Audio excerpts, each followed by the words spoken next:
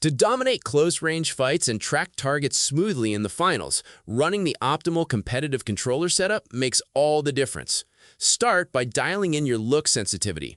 From the main menu, head into Settings, select the Controller tab, and click General. Raise your look sensitivity horizontal to 300 and vertical to 250 for faster 180-degree turns. Drop your zoom sensitivity multiplier to 50% so your aim stays sticky and controlled while aiming down sights.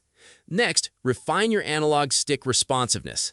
Set look acceleration to 0% to eliminate random speed spikes while turning. Change your look response curve to linear or exponential for direct one-to-one tracking. Set horizontal look boost to 200, vertical look boost to 0, and lower look boost ramp-up time to keep your camera movement consistent. For your dead zones, drop aiming inner dead zone to 5% and movement inner dead zone to 5% to strip away input delay. Make sure aim assist, sensitivity reduction, target tracking, and zoom snapping are all toggled on.